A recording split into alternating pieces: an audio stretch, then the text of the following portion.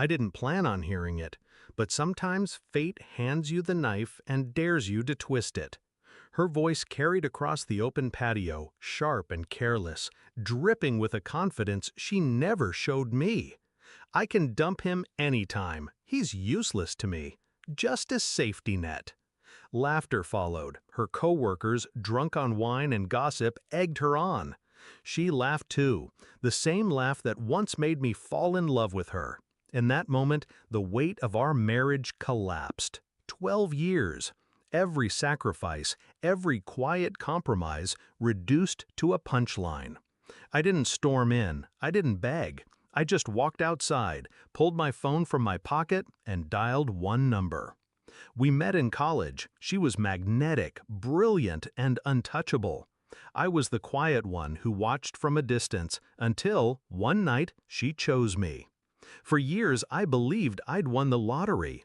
She said she loved my steadiness, my loyalty, my silence. But silence has its uses. Lately, I'd noticed cracks. Her late nights grew longer, her affection shorter. Her phone always tilted away from my eyes.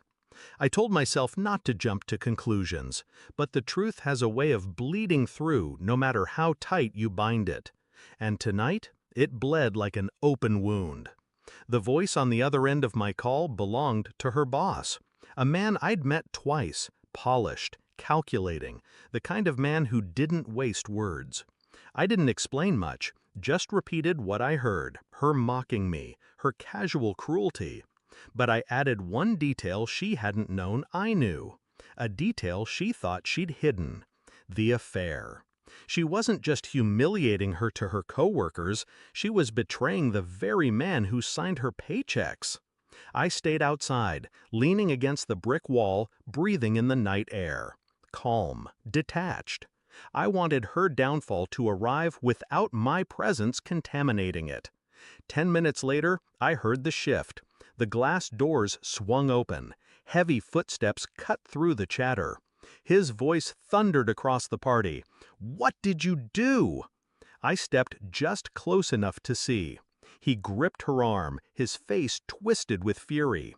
Her confident mask cracked.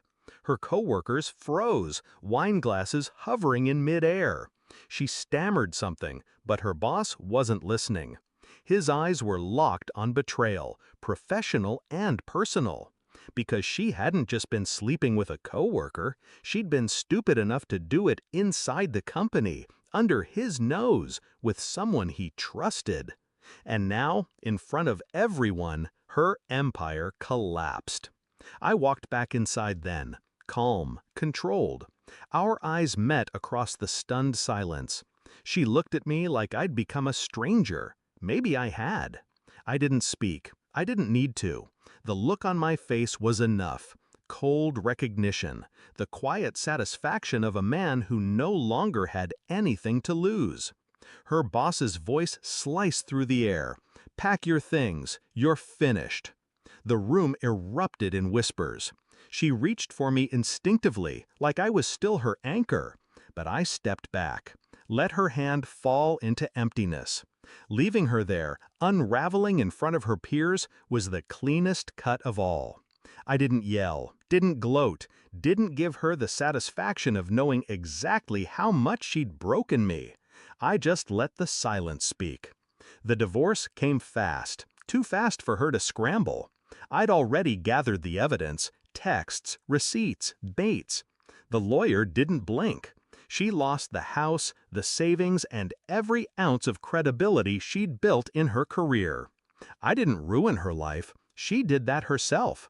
I simply opened the curtain so everyone else could see.